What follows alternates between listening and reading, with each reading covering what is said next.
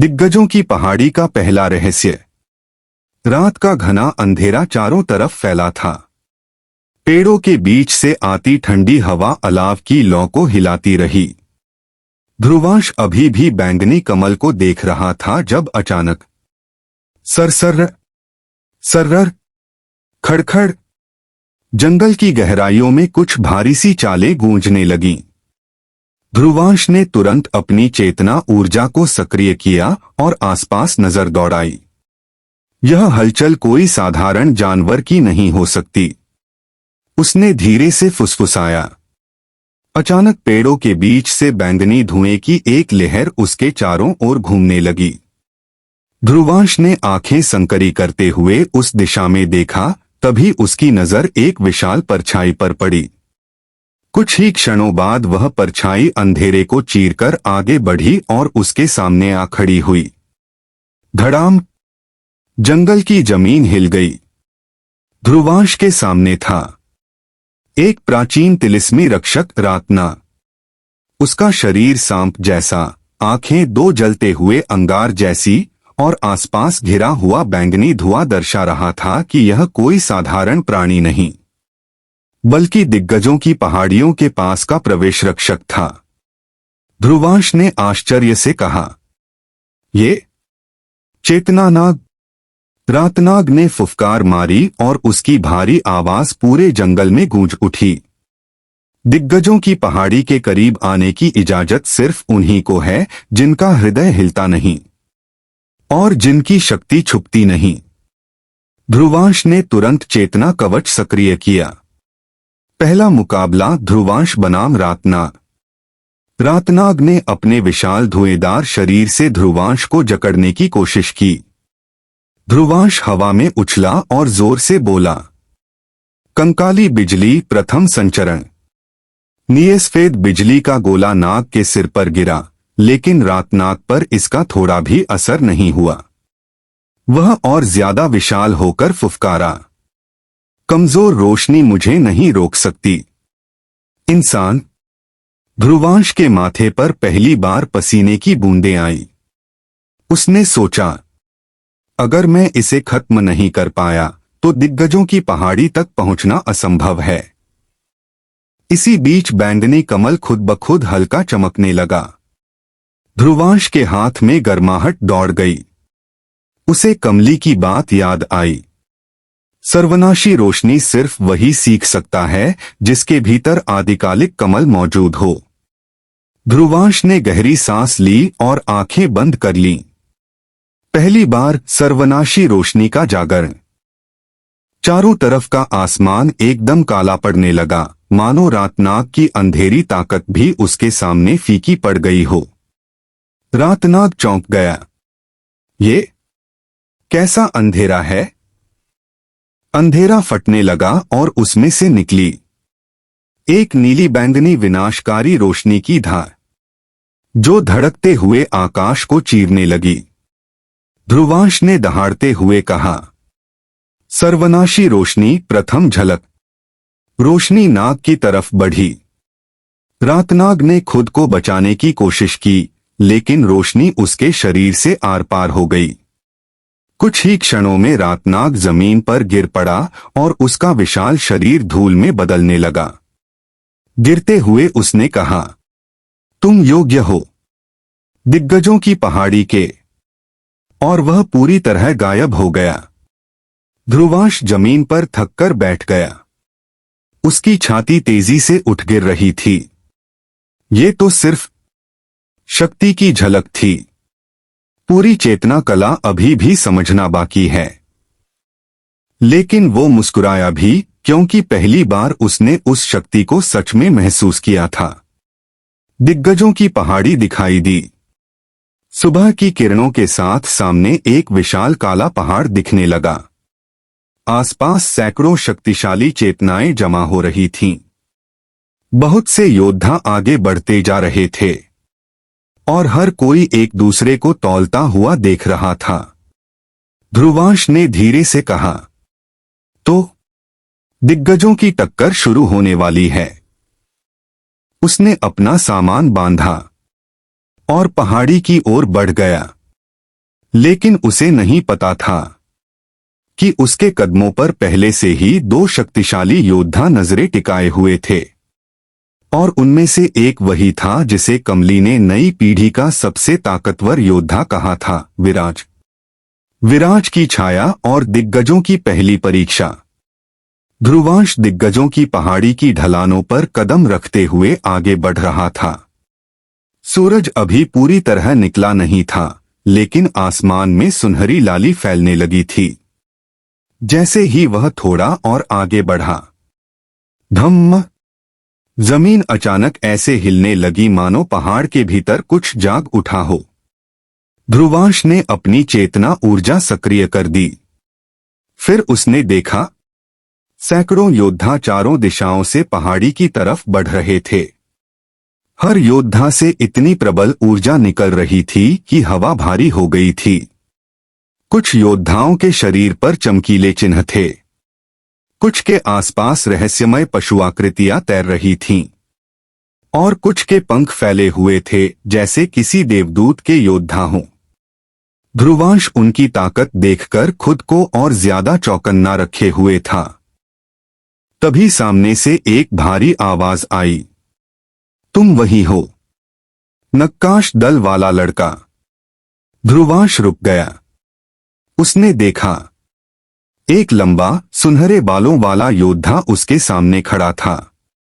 उसकी आंखों में नीली आग जल रही थी। उसके शरीर पर कई प्राचीन चिन्ह चमक रहे थे। ध्रुवांश ने तुरंत पहचान लिया, ये था अग्निराज इवोर, नई पीढ़ी के सबसे तेज और उग्र योद्धाओं में से एक। इवोर मुस्कुराया, तुम्हारे बारे में सुना है। एक छोटे से दल ने तुम्हें भेजा है। तुम मारे जाओगे।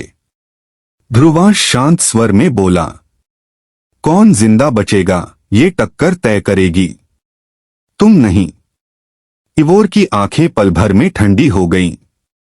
लेकिन उसी समय एक ठंडी हवा पूरी पहाड़ी पर फैल गई। हवा इतनी भारी थी मानो सबके शरीर पर कोई पत्थर रखा गया है। पूरी भीड़ एकदम चुप हो गई, क्योंकि पहाड़ी के शिखर से उतर रहा था विराज, दिव्य मंडप दल का योद्धा, वही जिसके बारे में कमली ने कहा था, नई पीढ़ी का सबसे ताकतवर योद्धा। विराज का चेहरा शांत था, लेकिन उसके कदमों के साथ हवा कांप रही थी। उसके शरीर पर काले और चांदी जैसे बिजली के रेखाएं फैल रही थीं। हर कदम के साथ जमीन की रेत हल्की सी उड़ रही थी। जैसे ही वह पास आया, इवोर ने भी सिर झुका लिया। ध्रुवांश को पहली बार उसके अंदर मौजूद कंकाली बिजली खुद ब खुद बेचैन होती महसूस हुई।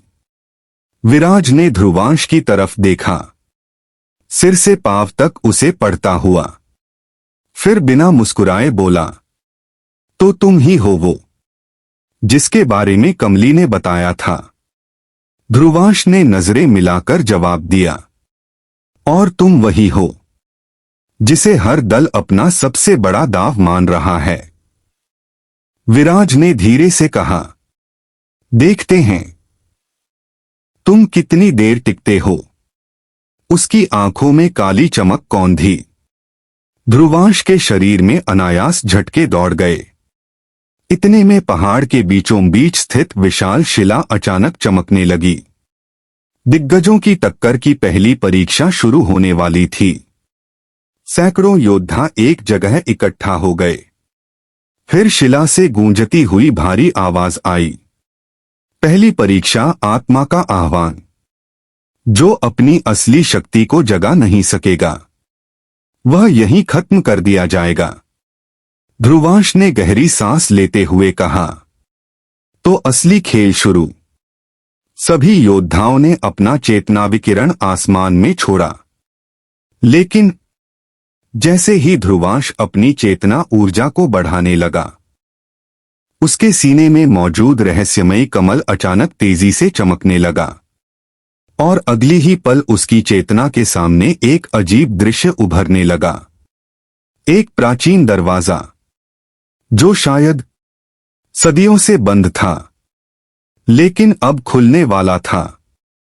ध्रुवांश की आंखें फैल गईं। ये क्या है? और उसी पल पूरी पहाड़ी कांप उठी। जागरण का दरवाजा। दिग्गजों की पहाड़ी पर सन्नाटा छा गया था। हर योद्धा आसमान की तरफ उठती चेतनालहरों को मुक्त कर चुका था। हवा इतनी भारी हो गई थी कि कमजोर योद्धा घुटने टेकने लगे। ध्रुवांश के सीने में मौजूद रहस्यमय कमल अचानक खुद ब खुद मुक्त होने लगा। उसकी आंखों के सामने जो दृश्य उभर रहा था वह किसी को भी हिला देता। एक विशाल प्राचीन दरवाजा जो अंधेरे और नीली रोशनी के बीच तैर रहा था। उस दरवाजे पर कई चिन्ह बने थे, कुछ ऐसे जिन्हें उसने अमरावत किताब में देखा था और कुछ बिल्कुल नए, मानो किसी छुपी हुई प्रजाति के हों। जैसे ही वह उसे छूने ही वाला था, दरवाजा धीरे धीरे थरथराने लगा। धम धम धम, और फिर दरवाजा फटकर खुल गया। अंदर से निकली रोशनी इतनी तेज थी कि ध्रुवांश पीछे उछल गया। रोशनी के भीतर से एक भारी आवाज गूंजी, जागो धाराधर, तुम्हारे भीतर सोई शक्ति तुम्हें पुकार रही है। ध्रुवांश का दिल तेजी से धड़कने लगा। धाराधर, ये नाम मैंने पहले कभी नहीं सुना, लेकिन वह कुछ समझ पाता उससे पहले ही उसका पूरा शरीर रोशनी में खिंच गया। वास्तविक दुनिया, दिग्गजों की पहाड़ी। अचानक ध्रुवांश के शरीर से नीली बैंगनी लहरें उठने लगीं। इतनी तेज कि आसपास खड़े कई योद्धा खुद ब खुद 2 कदम पीछे हट गए। इवोर ने आंखें फैलाकर कहा, ये क्या? इस लड़के की चेतना इतनी भयंकर? ये तो किसी राजा का जागरण लग रहा है। विराज ने हल्की मुस्कान दी। दिलचस्प, कमली ने सही कहा था। ये लड़का साधारण नहीं। कई और शक्तिशाली योद्धा भी अब ध्रुवांश को खतरे की तरह देखने लगे थे, लेकिन ध्रुवांश इस सब से अनजान था, क्योंकि उसकी आत्मा एक प्राचीन लोक में थी, जहां वह अकेला खड़ा था और सामने खड़ा था एक विशाल चेतना प्राणी, जिसे देखकर हवा ठंडी पड़ गई। उसका शरीर मानव जैसा, लेकिन पीठ पर नीले अंधकार से बने पंख, आंखें जले हुए तारों जैसी, और उसके चारों ओर घूमती बिजली। ध्रुवांश की सांसें रुक गईं। वह प्राणी बोला, मैं हूं आदिकालिक प्रहरी, तुम्हारी आत्मा का पहला संरक्षक। तुम्हारी शक्ति अधूरी है और तुम तब तक जागृत नहीं हो सकते जब तक मेरी परीक्षा पार ना करो। ध्रुवांश ने मुट्ठियां भींच लीं। परीक्षा? कैसी? प्रहरी गर्जा, अपने भीतर छुपे अंधकार से लड़ो। जो जीत गया वही जागरण पाएगा। और ध्रुवांश के ठीक सामने अचानक अंधेरा इकट्ठा होने लगा। कुछ ही सेकंड में वह अंधेरा आकार लेने लगा और फिर उसके सामने खड़ा था ध्रुवांश, लेकिन काला, विकृत और दुष्ट रूप। उसकी आंखें खून जैसी लाल थीं। उसके शरीर से कंकाली बिजली की काली शाखाएं निकल रही थीं। ध्रुवांश हिल गया। ये मैं? अंधकार ध्रुवांश धीमी, डरावनी आवाज में बोला, तू अपनी मां को बचा पाएगा। तू दिग्गजों की टक्कर में जिंदा बचेगा। तू विराज को हरा सकेगा। तू तो खुद से ही जीतने लायक नहीं। ध्रुवांश के कदम डगमगा गए। उसके कानों में ये बातें तीर की तरह घुसने लगीं। प्रहरी गर्जा, जागरण की पहली परीक्षा। अपने भय को हराओ। ध्रुवांश बनाम ध्रुवांश, अंधकार रूप। अंधकार ध्रुवांश उस पर बिजली फेंकता है। ध्रुवांश मुश्किल से उसे बचता है, लेकिन हमले इतने शक्तिशाली थे कि प्राचीन लोक की जमीन टूटने लगी। ध्रुवांश चिल्लाया, मैं तुमसे नहीं डरता।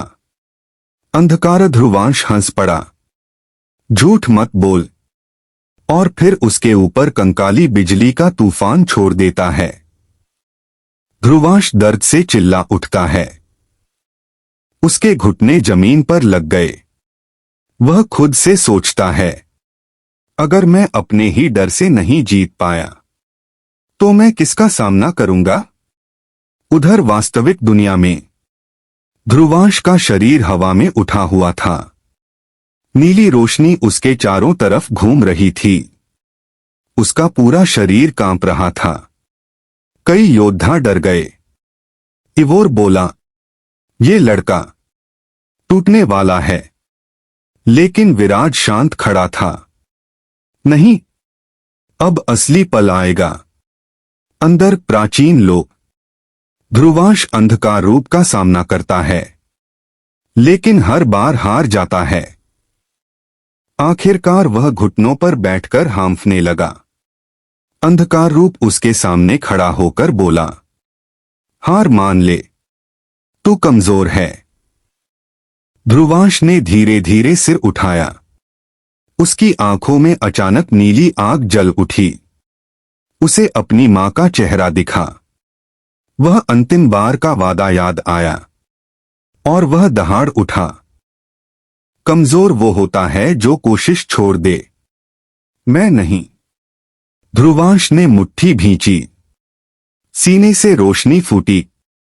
कंकाली बिजली नवजागरण। उसकी बिजली पहली बार नीली से सफेद होने लगी। अंधकार ध्रुवांश पीछे हट गया। ध्रुवांश ने छलांग मारकर उसे पकड़ लिया और सर्वनाशी रोशनी दूसरी झलक। अंधकार टूटकर बिखर गया। पूरा लोक चमक उठा। प्रहरी ने पहली बार मुस्कुराकर कहा, तुमने अपनी पहली परीक्षा पार कर ली धाराधर। अब तुम्हारा जागरण शुरू होता है। फिर उसने हाथ बढ़ाया और ध्रुवांश को उसकी असली शक्ति का प्रथम अंक प्रदान किया। उसके शरीर में गूंज सी उठी। नवजागरण स्तर सक्रिय। वास्तविक दुनिया। ध्रुवांश की आंखें अचानक खुली। एक चमक के साथ जमीन पर बिजली दौड़ गई। कई योद्धा पीछे हट गए। इवोर, ये क्या बन गया है ये लड़का। विराज हल्का सा मुस्कुराया। अब खेल बराबरी का हुआ। ध्रुवांश ने गहरी सांस ली। उसकी आंखें पहले से ज्यादा चमक रही थीं। वह धीरे से बोला, पहली परीक्षा पूरी। और तभी शिला फिर चमकी। दूसरी परीक्षा घोषित होने वाली थी। माय न्यू स्टोरी को सभी लोग लाइक करो, शेयर करो, चैनल को subscribe. Karen story name my friend is ninja. योद्धा की जिंदगी। सभी लोग सपोर्ट करो इस चैनल को।